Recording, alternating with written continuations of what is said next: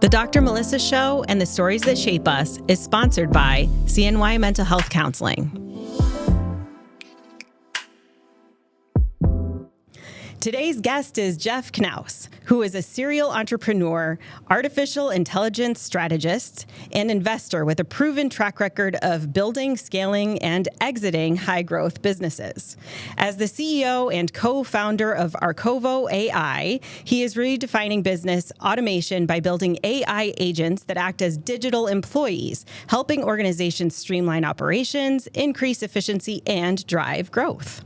Previously, Jeff was the CEO and co-founder of Digital Hyve, a full-service digital marketing agency that grew into an 8-figure powerhouse, ranking 52nd on the Inc. 5000 list of fastest-growing private companies in the U.S.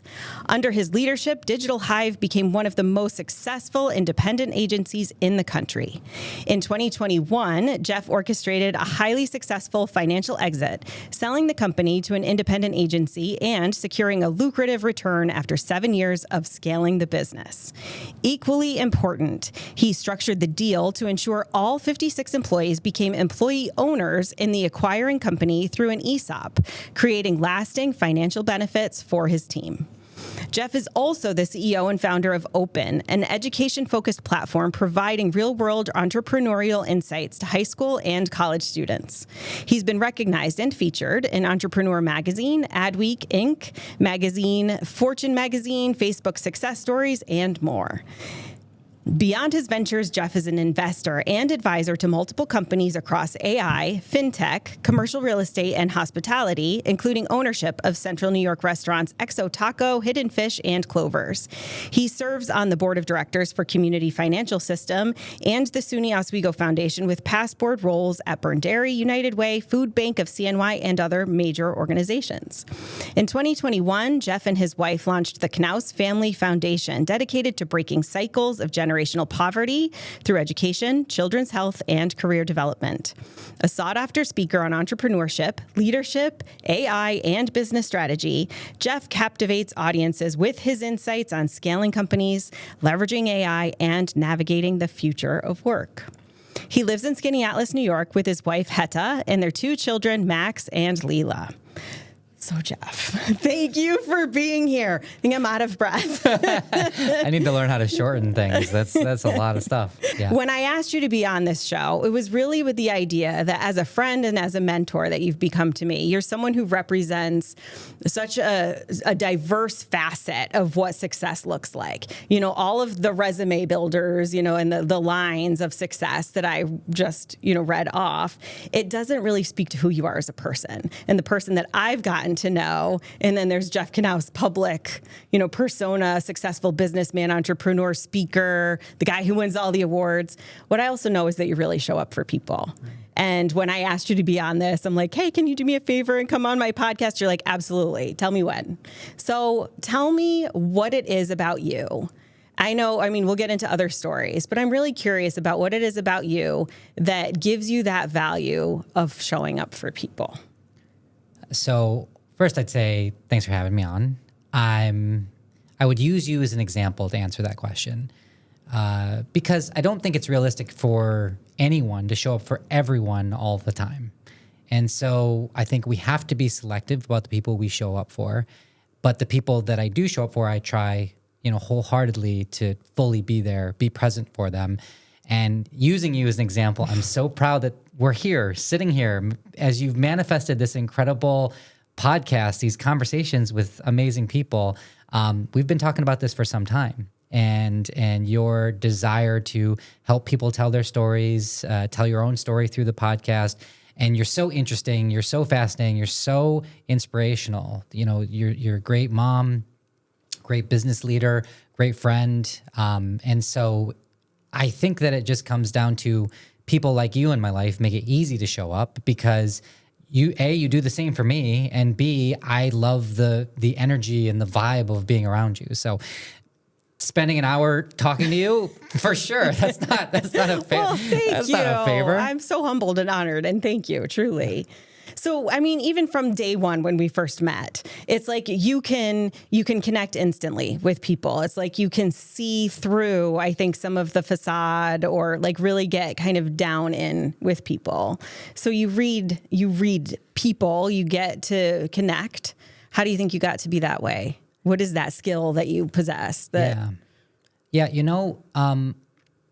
I think that the way to do it is to truly lean into who you actually are. And so growing up, I didn't have any real business experience. I didn't have any business mentorship. My family, my friends, no one was an entrepreneur. And so when I got into this crazy world of professional like networking and things like that, I didn't know how to be, I was, probably my whole life being like the only Asian kid in a small farming community that's very rural, very white. At a young age, I learned that I am different and I come with a different perspective. And I think, like anything, it's trial and error. And for a lot of my life, I was trying to do the fitting in thing. And then I actually realized, and I don't know exactly when this happened, but at some point I was like, when you're just yourself, people actually like you more. Right. So like the trying to define who you're going to be by trying to fit in never actually works. It never works. And so I was fortunate to learn that in a very real way. And it allowed me to just completely let the guard down. When I talk to people, I'm just like, I'll say it like it is. I don't, because I think I'm also at my core, I'm empathetic and I try to be generous and I try to remember why humility is so important, because I did come from a specific background. And so all those things make people, I think, feel comfortable with me, because I'm not putting up this thing of like, look how smart I am, look how much I want to prove that I'm awesome and I'm so great and blah, blah, blah. I humble myself as soon as I possibly can in front of someone, which allows them to realize that our interactions are not a competition. I'm here to support you. I want to learn I genuinely love learning, because I wasn't the smartest kid in school. And so I realized that the only way that I can be successful is to learn from others' experience. So I genuinely ask and learn and listen. And so I think all those things just allow people to lower their guard. And when they do that, it's easier for me to learn about their true selves, because I'm giving that to them first. Right. Just like I am trying to create space, like an emotionally safe space for people to share their stories and be real. It sounds like that's what you're doing on a day-to-day basis. And I get that too. Yeah. Right. It's like just to make people feel comfortable with you. Yeah. That's Do you know that people are intimidated by you? Do you think that? I totally think that. I think you hear the whole bio and all of these things, and there is Jeff Knauss, the businessman, and it's not a completely different persona, because I think you show up authentically. I think objectively speaking, I guess I could see that, but it's, again, I'm a 5'7" Asian, kid that grew up. And so I just feel, intimidating is a funny word for me, right? But what does that even mean, right? Like, so you're like, I'm a 5'7" Asian guy, like from rural, upstate New York. What does that mean? Like, what did it mean to you to grow up that way? For me, it means that like, you should not be intimidated by me, because I'm here to,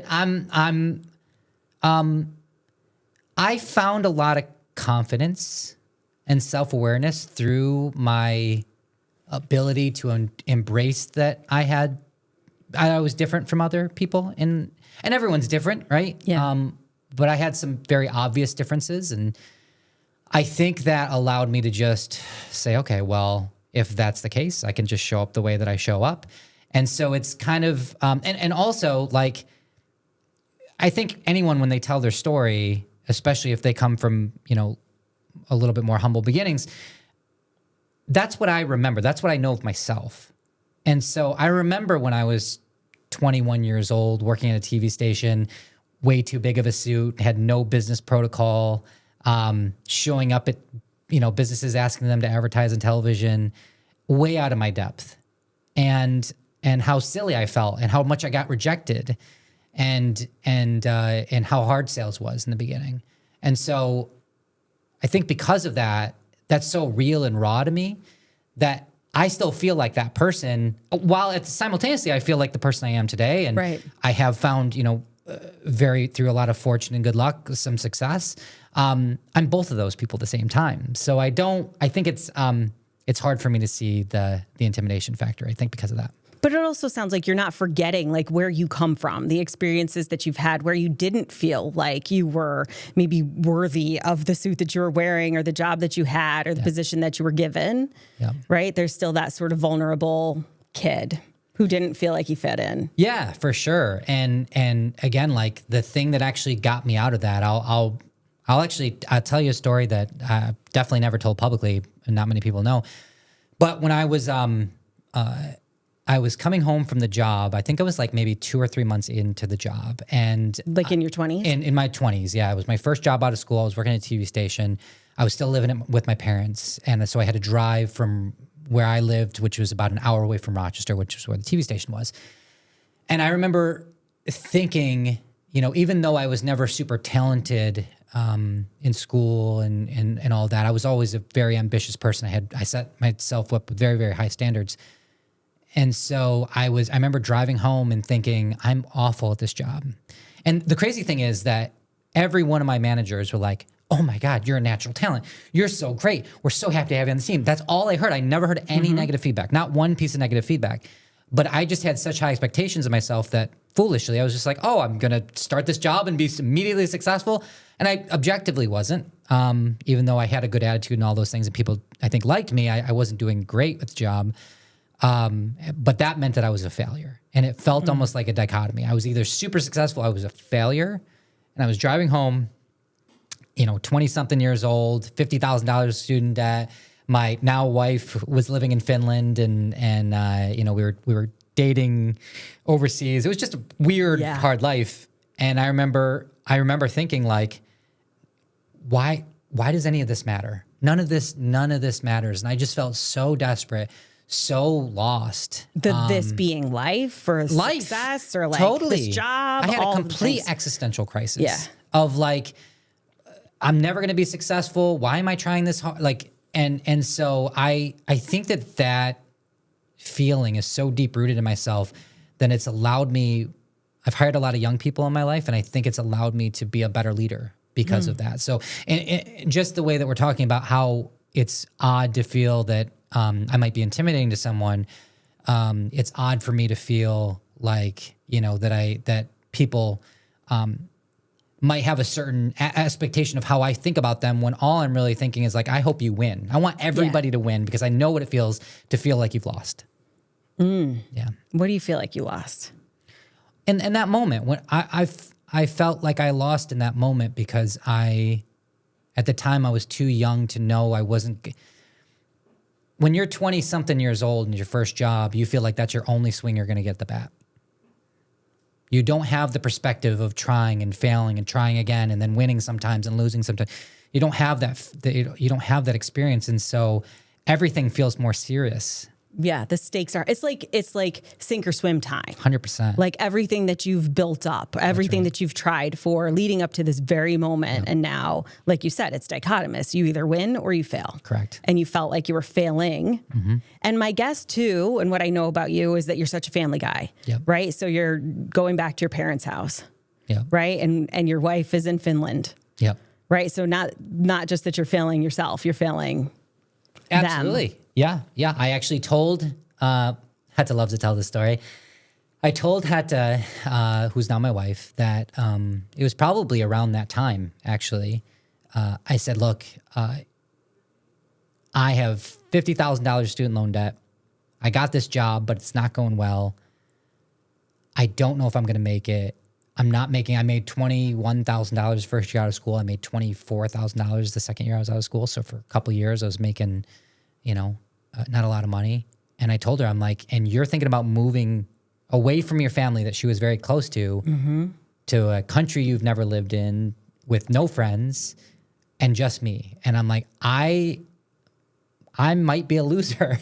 And so I just want to tell you that now, and I would not hold it against you if you felt like it wasn't a good idea to continue the relationship. I was that honest with her. What'd she say to you? She's like, what? it was like, at the time, it was like way over her head. She was like, I'm just here having a good time, man. Like, what are you talking about?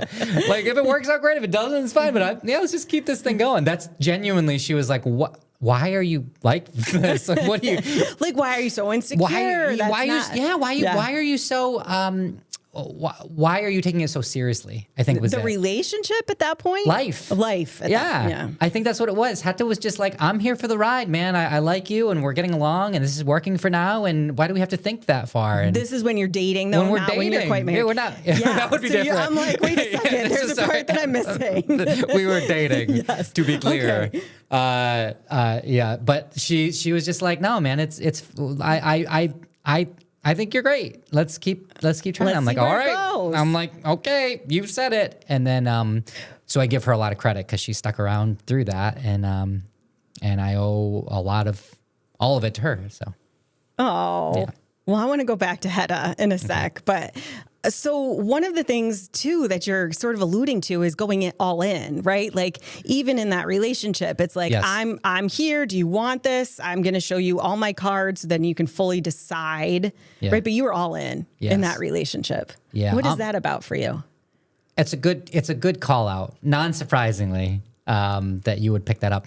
You have a talent for this. You can go somewhere. There's definitely an element of all in for me in things that I care about in my life, and I have a very specific way, a rubric in my mind of how I make decisions about how I spend my time. I think people lose sight that how you spend your time is the way you'll build your life, right? The choices that you make of how you spend your time. And I think people forget that part of it, the choice of how you spend your time. Like right now, I could be doing anything else in the world. You could be doing anything else in the world, but we're choosing to be here together because it's important to us. And I have a very specific rubric of how I make those decisions and how I choose my time. And when it comes to my family, I'm all in. When it comes to my work, I'm all in. When it comes to people that I care about, I'm all in. There's just specific things that for me, it's not worth doing unless it's all the way. Mm-hmm. So, yeah. So what makes it that, so those are the core values, right? Like work, people, your family, right? Yeah. What was it like before you really, like, for example, when you're in your 20s and you're still trying to make it, right? How did those two things intersect then, right? Proving yourself and also being all in. I imagine it would be really hard. Great question. And I think that's why it was so hard because it felt like all in, all or nothing, right? Like when you say all in, it means that the opposite of that is that it's nothing, dichotomous, win or fail.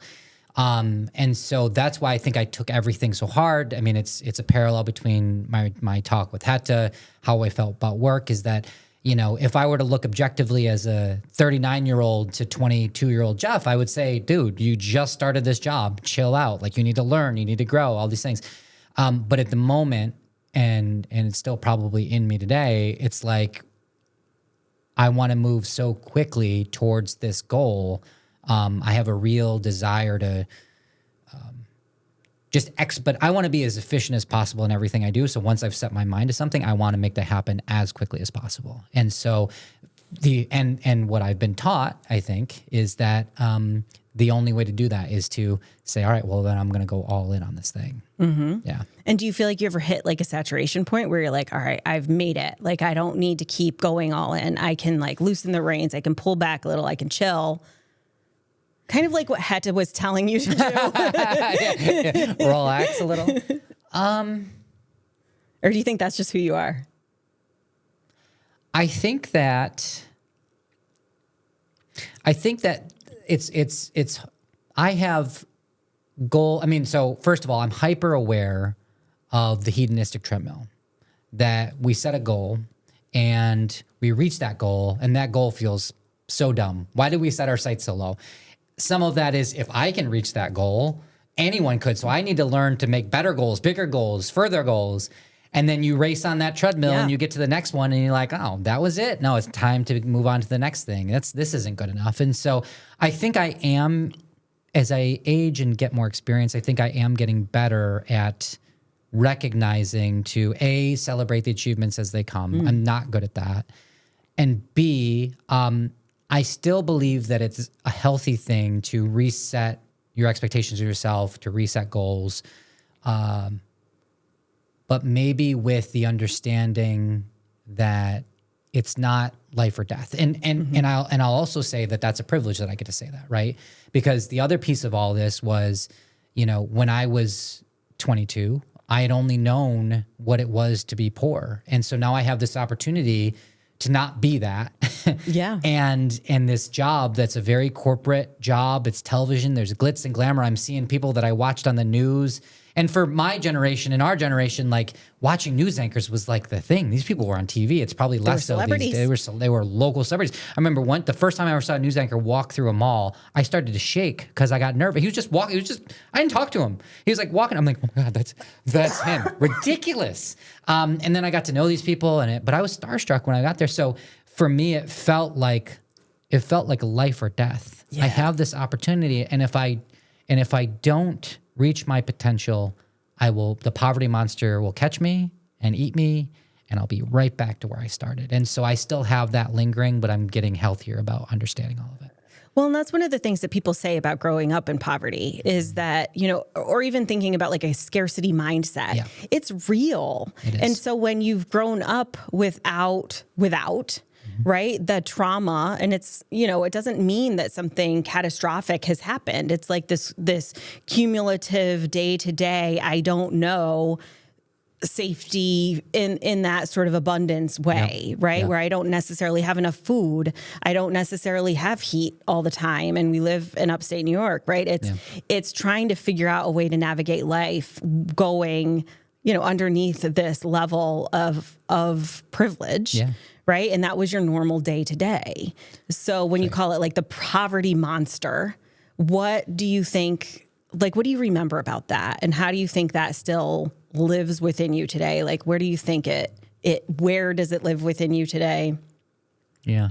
So, yeah. And to be clear, I mean, I had an incredible childhood. Like my parents, I was adopted from a young age. So I only really knew my parents here in the States. And they taught me love and kindness, respect, hard work. They taught me all my core values that I carry today. So I'm eternally grateful for them. And sometimes what I should always clarify is that I was not living in poverty the way that I know so many other people are. Mm-hmm. I had it way better than even some of my friends that have horror stories around money. For me, I think that the scarcity mindset is more what was actually happening. My parents grew up in a real poverty setting. And so they had made it to, I'll call it a lower middle class. And that said, our day-to-day life was, don't take too long of showers because we have to buy water from the town pump and it costs money to do that. So I had to hurry my showers up, And so now when I go to a hotel, I I take a 3-hour shower because it's a luxury that I didn't. But not at home. No, home. We gotta pay for that electricity. Yeah. No, so there were different ways like that showed up. But my parents, they were able to provide for me. My mom, she actually got 3 jobs to get me into a private school. We had some assistance from a Catholic school from kindergarten through 6th grade. So she worked 3 different jobs to do that. I had a job since I was 12 years old, and my first job was at 12 picking grapes in a vineyard. I worked all through school. I worked in factories, overnight shifts from 12 at night to 12 in the morning, which is why I think partially I don't sleep. I was a teacher, a substitute teacher during the day. When I was in college, I would go back. I would substitute teach for my school, and then when the bell rang, I would go and switch into different clothes, and I'd be the janitor. And so the students would and I'd work 16-hour days. So the students would be like, "Why are you now getting the trash? Didn't you just teach me?" So that was a weird thing. But it's this hustle. But it's a hustle, and it was out of the idea that the poverty monster is chasing me and I need to do everything possible. If there's an opportunity to make money, that's my ammunition against the poverty monster. Is that something that you had internally, or is that something that was taught to you?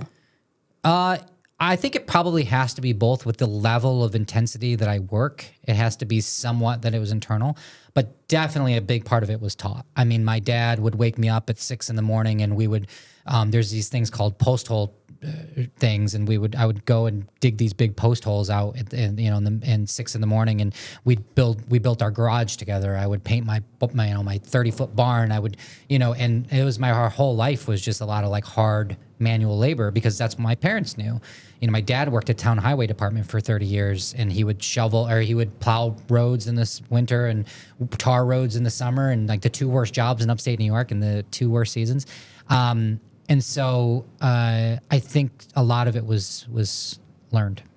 And so they're modeling it for you too, right? Mm-hmm. Your parents are modeling, like, you can do this, you have to hustle, you have to work hard. It's a lot of work ethic, but it also sounds like you had this other drive, which wasn't like, I'm going to stay the substitute teacher and the janitor and just hustle this whole time. There's also this shift, I think, that you had.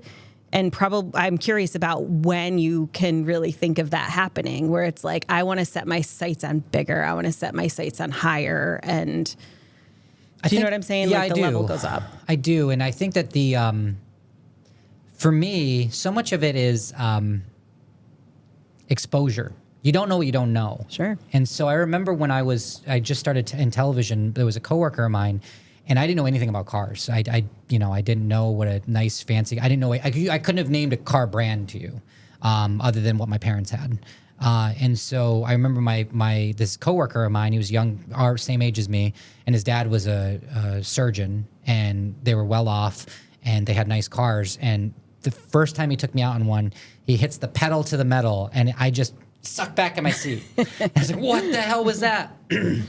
And from that moment on, I was like, "Oh, I need this feeling forever." And so I think it goes back to exposure of the more that I was exposed to in these different levels, and that's been continuous through my life. I see it and I say, "Oh, you can go there? Yeah. Why don't I just try to do that?" And so that allowed me to move up. And I think it's a testament to why it's so important to find a network of people that are better than you, and not better holistically, right? We're all valid in different ways, but I think that you should surround yourself with people that you admire parts of their life and learn as much as you can about how they are spending that time to get those parts of their life. Because for me, that's been the tremendous key to unlocking any success that I found, is by learning from other people. Mm-hmm. Yeah, I see that. And then it's almost like you set your sights on that and you're like, I want to emulate that in a way, but make it my own at the same time. Yeah, that's right. That's right. And to your point, it's levels. And the other funny thing I think to all of it is that I'm as driven as I am, I'm incredibly lazy. And so what that means is that because my folks always made me work so much and so hard and so long, that any chance that I could to chill, I would take it. Like, I used to, like, the days that I didn't have to wake up and work, I would sleep until 1 o'clock in the afternoon. Did they choose that? I guess that's part of my question. Did they choose that for you, or did you determine? No, they were like, get up, let's go. Oh yeah, no, they were telling me what the deal was. It's time. Oh yeah, my folks had a my mom especially. They were my scheduling tool for when I was young. So when I was, when I didn't have work to do, I would take advantage of that, and so. My parents taught me that work is the enemy. That's what I was taught at a young age, that work is the enemy. And so you should try to escape it as quickly and as efficiently as possible. And so I think my mind went different than some other people. You could take that message, you could take that like thought and build it into, okay, well, I'm going to not work and I'm going to try to, float through life and figure out ways to avoid work. What I thought is, okay, I'm going to go headfirst into the storm. Yeah. I'm going to work as much as possible. I'm going to figure out what I'm really good at, do only that as much as I can, make as much money as I can, and then stop altogether.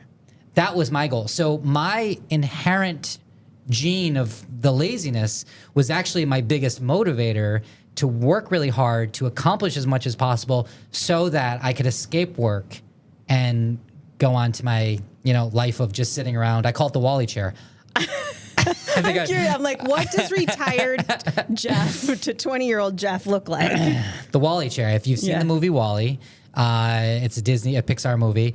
There's there's these people in the future, 100 years in the future. They're up on this ship, and they're in these big chairs, and they're all obesely overweight, and they have little straws that go into their mouth, and that's where they get their food and nutrients. They have screens right here, and they just watch their shows, and that's it. They just zoom around on their chairs. They make appointments. There's robots cutting their hair. I loved that idea so much. Being a technologist, being lazy, all those things. I'm like, that is my retirement. I'm going to do everything I can to get to the Wall-E chair. And then I sold the company, and I realized that's not an ideal situation. Why not? Yeah. So I sell the company. I make a bunch of money. I'm like, cool. I've escaped the enemy. You finally hit that thing. Did it. I did the thing that I set out to do, which was work really hard, build something of value, capture the value from that thing, and now I can just retire at 35. I was 35 years old. I did it. Look at that. I set the goal and I did it. I went to Finland shortly afterwards to visit my wife's family. And it was still, I was working at Digital Hyve. I was helping them kind of facilitate the end of the year. But I didn't have a lot to do. And so I was there for 3 weeks, sitting around, staring at a wall because I don't speak Finnish, and my kids are playing with their cousins and my wife's with their family and all that stuff. And I don't have anything to do. And I have another existential crisis. I'm like, who am I if I don't work, right? And I read a lot about this, about how people lose their identity when they sell a company that they've built. If they've bootstrapped or grown a company from scratch. It's like that's part of it. Jeff from Digital Hyve. Who am I if I'm not from Jeff from Digital Hyve? And so after a long discussion with some important people in my life, I decided that, or I realized that work is not my enemy. I have a passion for building things. I love to take something that doesn't exist in the world and bring it to life and then nurture and grow that thing to a certain point. And without that, I would not feel as fulfilled. I would not build as a fulfilling life if I didn't have that component in it, at least today. And so what I recognized for myself is that I'd been running away from this thing that I feared so much without ever really confronting it, to recognize that, there's parts that I hate about running a company, and there's parts of, any business that suck. But I get so much fulfillment out of creating things and working with really great people that without that, I just wouldn't have a holistically great life as I would want to have. And so that was my realization.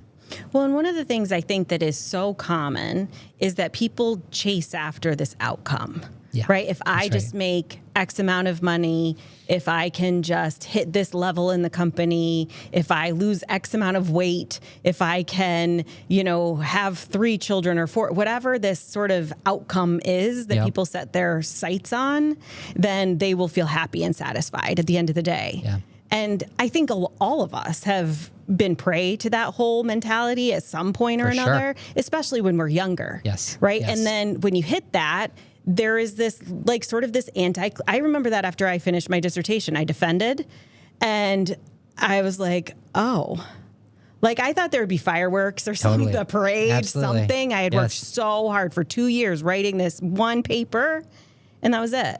We went out for lunch. It was cool. We had a great cake. Totally. But then that was it. Yep. That's it. I went to bed with different initials after my name. Yep. Wasn't enough. And it did. It threw me into this existential crisis too.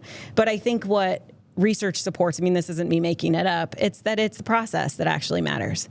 It's engaging in the process, feeling connected to other people, feeling like you have a sense of purpose. It's those 2 things actually that really make it so that you feel happy and fulfilled. That's right. I actually just shared something on social media about an Eagles guy that plays for the Eagles. And right after they won the Super Bowl, he came out and said, that's what that feels like, winning a Super Bowl. And I made the point that he's at the biggest stage of the biggest sport in America, looked up to by millions of people, I'm sure. I don't watch a lot of sports, but just, he's at the prime point, the very tip of the mountain of success in his field. And he's saying, this feels very hollow, this like achievement, this thing that I was looking forward to for so long. And he realized that it wasn't about that, it was about the process. And he couldn't he couldn't wait to get back to practice. Yeah. And I think that's when the outcome is almost just a consequence of someone loving the process. Right. Someone being in the process. Let me take that back. It's not about them loving the process. It's about them being obsessive over the process. I think the challenge is to love the process, because so many of us, myself included, big time, is that I'll complain about, this is happening, or, why can't we get here sooner? Yeah. That's my whole thing. Like, I'm a very fast-paced, Digital Hyve grew super, super fast. And a lot of that was influenced by my just need to just keep swimming, just keep pushing towards execution every day. We need to be better, better, better, better. And that chase is hard and it wears on you.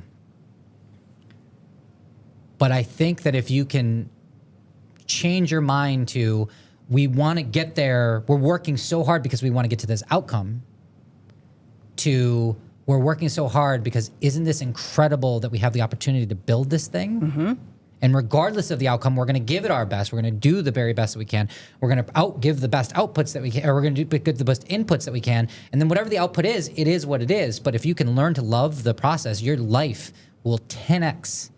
And that's what's happened for me for sure post Isn't it Hyve. like, it's crazy? It's like when you can let go of it to a certain extent, then your actual outcome is paradoxically better for 100%. most people.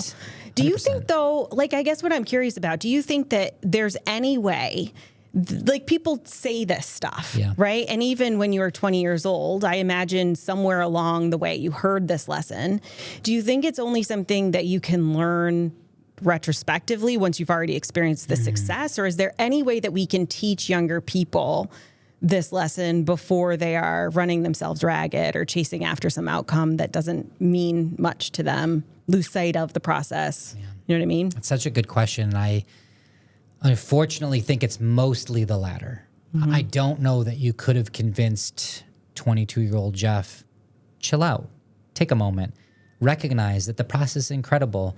Even if it were future me saying, hey, this is where you're going to end up and you're going to feel really great. You're going to have this beautiful family. You're going to have this incredible life. You've built these really cool companies. You work with these amazing people. Your community is incredible. Like, all the things in my life are A+. I'm so happy. If I were to tell that to young me, knowing that I'm incredibly pragmatic and rational, I'd be like, cool, so how'd you get there? I worked really hard. Yeah, so I got to do that. Right? Mm-hmm. Like, they're like, I'll believe you. I'll believe you when I get there. Because it's so, and I see this on social media where a celebrity might be complaining about something in their life. I think this happened a little bit in the LA wildfires where celebrities were, on camera crying because they lost their things and upset and whatever. And some people were very empathetic and other people were just like, boo-hoo, rich celebrity loses their home, right, or, whatever, just buy a new one. Right. Right. And I empathize with the people that are saying that, because it's like, if you're paycheck to paycheck, you're struggling and you don't have much anyway, to watch someone that's had all this success, you're like, I'm not going to feel bad for you. Right. Your worst day is what I wish for, right? And so I can empathize with the reality of that, because I've been there, and I think that it would be hard to convince me otherwise, and it's such an important lesson. So I think it's a good question to ask, because I don't want to say that it's impossible. I just think that it's very, very difficult. Unless you've been through it, it's hard to understand. Mm-hmm. Yeah, it is. So, all right, let me shift gears a little bit. Mm-hmm. Tell me more about Heta. One of the things that I have always really admired about you is how you gush about your wife. I'm like, oh, I love that so much. It's so sweet. It's the only way to keep her around. But next question. She actually hates public acknowledgement. She's very She doesn't you really use social media. She's a very private person. It's a very Finnish, stoic. She has a very stoic Finnish way about her. She's actually the most personable, outgoing Finnish person I've ever met. So that's good. I don't know, man. I just I recognize that it's incredibly hard. I look around and I see people that are struggling in life finding a partner. Wonderful human beings that that I love spending time with, and they share with me how hard it is to find someone that they can spend their life with. And I just happen to find, someone that's completely from a different culture across the world. I got lucky enough that we met in one of the most beautiful places in the world in Nice, France. We have this incredible story. We've been through incredible hardship. I mean, for 3 years we dated long distance. This was before, we had Skype, but Skype sucked back then. It would drop all the time. Yes. The video would be blurry. Yeah. It was not fun. And so, I don't know. It's like anything in life. It's just, I remember how hard it was. And I look at how easy it is now in terms of, we have wonderful children. She's an incredible wife. She's an incredible mom. And I think it would be foolish to be anything but grateful. And of course, we fight and we do the things that couples do, right? Of course, there's hardship. And just having your best friend home every day is just the best thing in the world. So it's easy. She makes it easy. Totally agree. Yeah. And that's one of the things too, I think, is that with the right fit, it is easy. Yeah. But it's something that's never taken for granted. Yeah, well, I think that it can be taken for granted. That's when things go bad. Exactly. Right? And so actually we have a conversation pretty regularly. We'll call each other out. Like, I think you're taking me for granted right now. Because to be honest, we're both really good partners. Like, I feel like I was born to be a dad for sure. I've always wanted to be a dad. And I think I'm pretty okay at it. Like, it's the one thing that I have a hard time admitting any of my strength. Arel knows this. I get very uncomfortable when people say nice things about me, and it's just the CI. This my whole body starts to react this way when I start. I can't even say things. But one thing I will say is that I pride myself that I am working really hard to be the best dad I can be, and the only way to be a really good dad is be a good husband, right? In my mind, anyway. I guess that's not universally true. I'm sure there are incredible dads that aren't married or whatever. But for me, being the best version of myself as a dad is being a good role model to how I hope my son becomes a husband, and my daughter finds a really incredible man in her life, or a person that whatever she chooses. I want to be a good role model, and so that partially that's holding myself accountable and holding her accountable to making sure that we don't take each other for granted. What do you think those lessons are that you really want your kids to learn from you that either you did get as a kid or that maybe you didn't, and we all do that as parents. We fill in the gaps or we change the things. Yeah. What are you trying to recreate in them? I think the first is a deep sense of empathy for humankind. I think that the first thing that I want them to be is just really giving to others. And that's not just giving things or what, it's being generous, giving people the benefit of the doubt, having optimism about other people. Assuming that best intent. Yeah. Because I think that it's really easy to be pessimistic. And I think it's way easier to be a pessimist than an optimist. I think it's way easier to just kind of write people off. And so what I really want to teach them is understanding that, you live in a world with other people, and you grew up in an incredibly privileged home with two parents that love the shit out of them. And many, many people don't have that. And so I want them to recognize that they are loved and that they are cared for and that they should reciprocate that to the world.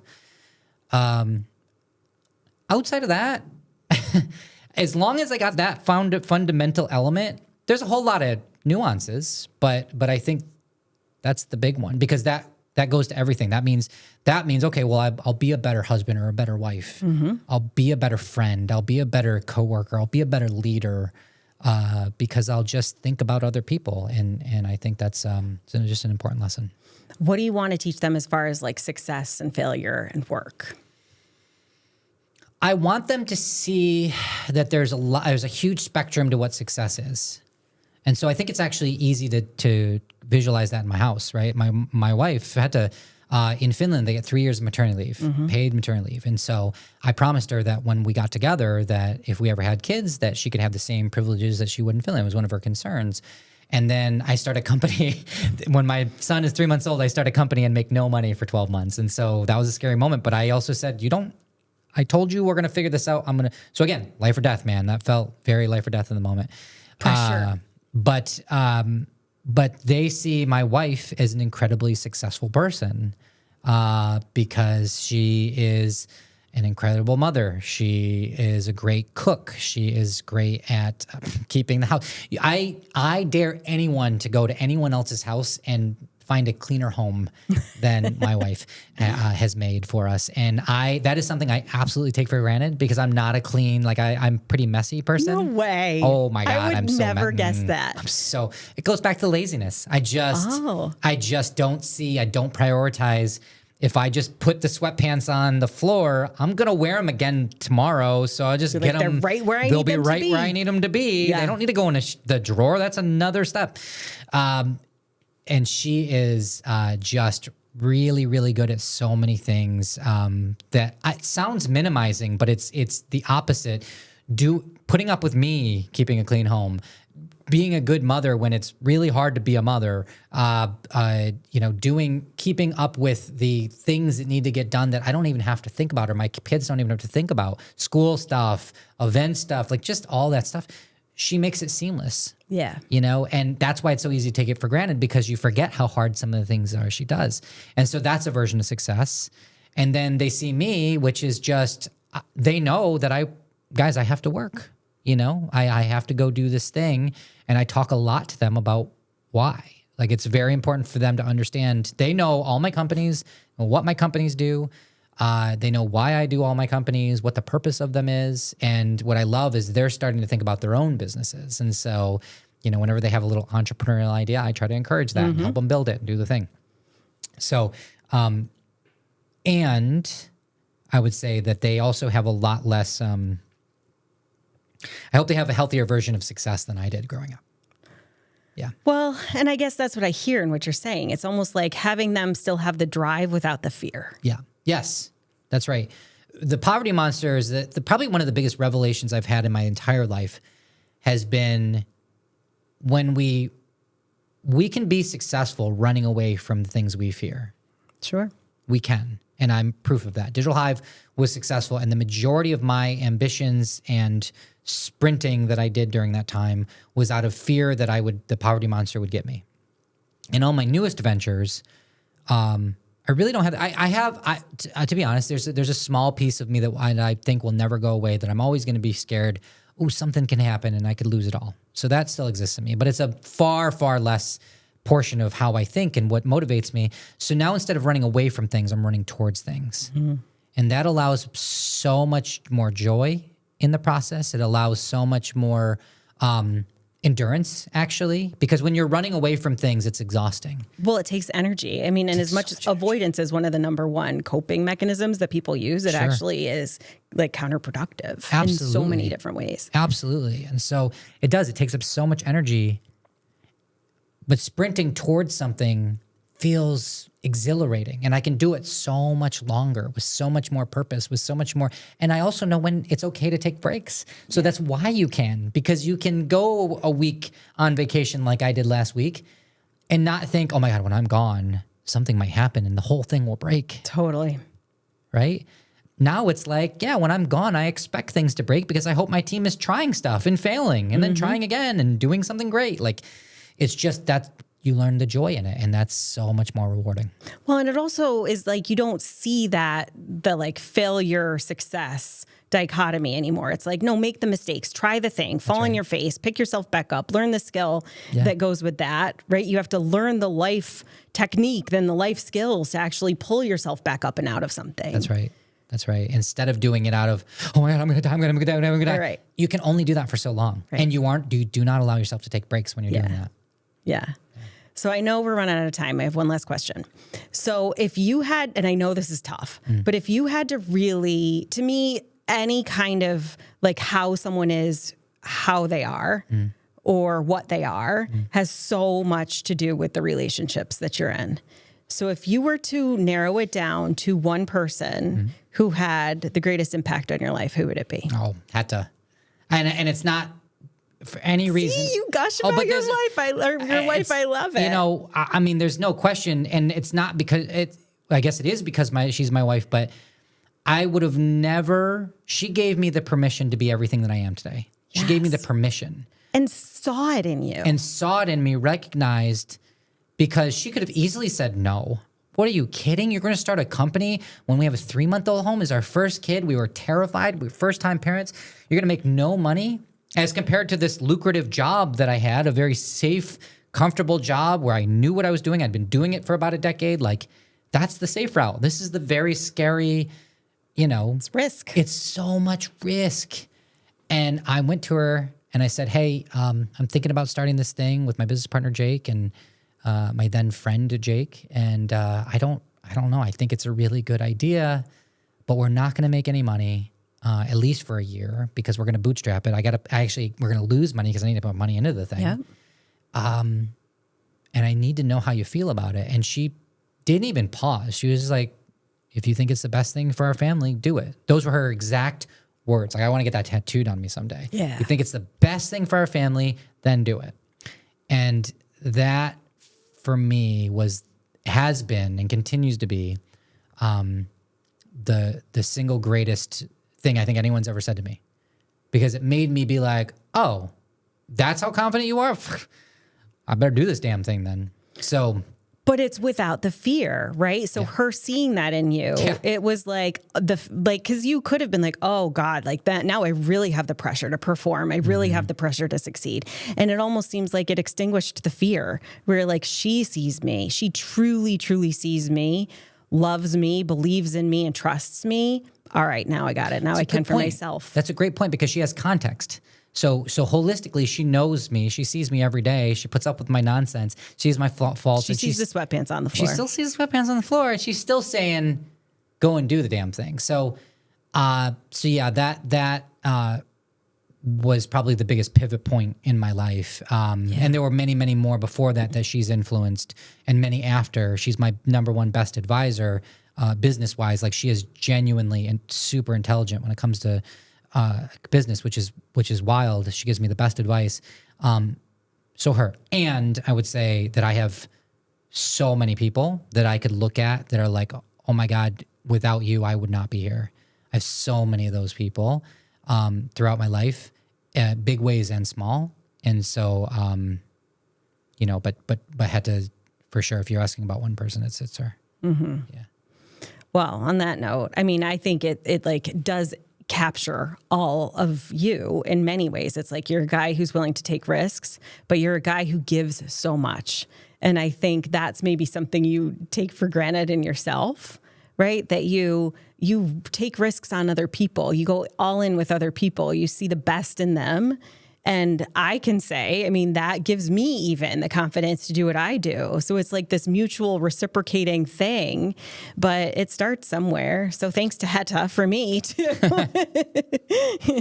Well, she, like I said at the start of this, it's easy to believe in people when they show how incredibly giving they are, how incredibly valuable that they are to our larger community, and you're like amazing. Oh, no, for real. And I'm going to do that thing that you do where I'm like, oh, yeah, I know. I don't like this at all. But you truly are. And I,